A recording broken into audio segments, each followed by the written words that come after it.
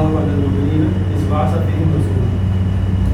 تحقیق اللہ تعالیٰ نے اطلاع ختم ہونے والا احسان مومنین فرمایا کہ انہیں میں سے رسول اکرم صلی اللہ علیہ وسلم کو مبعوث فرمایا. تو اس آیت مبارکہ میں اللہ تعالیٰ اپنا احسان جتلا ہے. ہم کو پیدا کیا اس کا احسان نہیں جتلا. ہم کو طرح طرح کی نعمتیں عطا فرمائی اس کا کوئی احسان کا قرآن شریف میں کوئی ذکر نہیں ہے احسان کا. اور اگر کوئی احسان جتلا رہے ہیں اللہ تعالیٰ تو وہ حضور اکرم صلی اللہ علیہ وسلم کا ہم میں سے مبعوث ہونا اس کا احسان جتلا رہے ہیں کہ ہم ہم پر اللہ تعالیٰ کا ایک بہت بڑا کرم اور فضل رہا کہ ہم کو امت محمد صلی اللہ علیہ وسلم میں پیدا فرمایا. اب ہماری ذمہ داری کیا ہے کہ آپ صلی اللہ علیہ وسلم اللہ کے بھیجے ہوئے ہیں. کیا لے کے آئے؟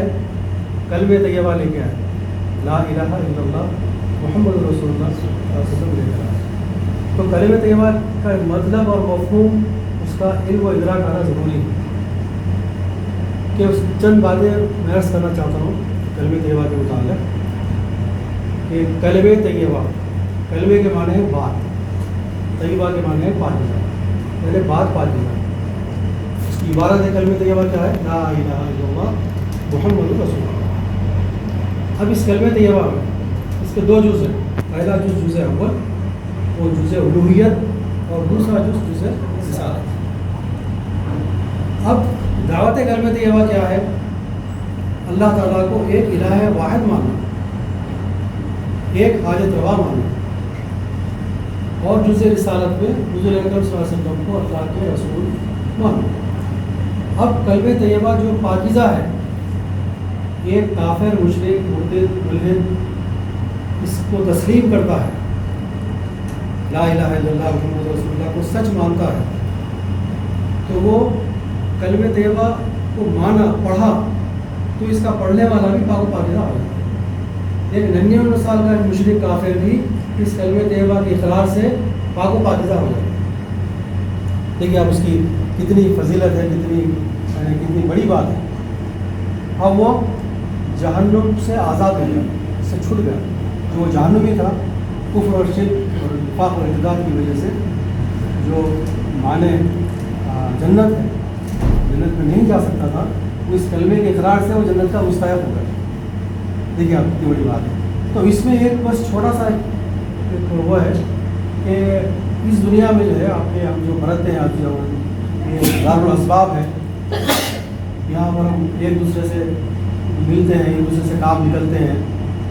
بس میں اتنا ہی کہوں گا کہ یہاں پر اسباب کو برتتے ہوئے کلمہ طیبہ کی ایک نچوڑ ہے اس کا برتنے کا، کہ اسباب کو برتتے ہوئے مسبب پہ نظر رکھیں.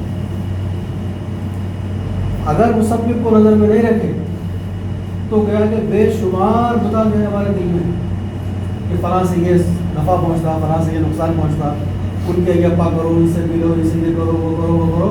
تو یہ بندہ جو ہے بندوں کا غلام بن جاتا اور اس کے اندر خوف ہو، راز کے قلب میں رہتا.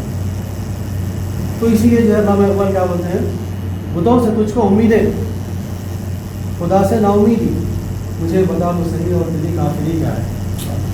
تو جب کوئی بھی کام کرنے کا ارادہ کرتے ہیں تو توکل کرنا چاہیے، اور اس توکل کا نتیجہ یا ہمارے منشے کے موافق کامیابی میں ہوگا یا ناکامی میں ہوگا.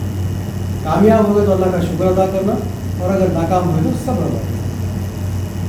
یہ ایک چیز کو لینے کے پکڑ لینا اس چیز کو کہ جو بھی کام کریں گے اللہ کے اوپر توکل اور اس کے اوپر بھروسہ کر کے شروع کریں گے، اور اگر ہم کامیاب ہو جائیں گے تو اللہ کا شکر ادا کرنا.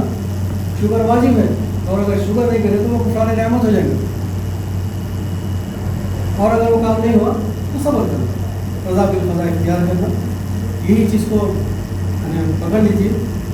اللہ تعالیٰ ان باتوں کو جو ہے مجھے اور آپ تمام کو جو ہے عمل بنانے کی توفیق عطا فرمائے. صلی اللہ تعالیٰ علیہ وسلم.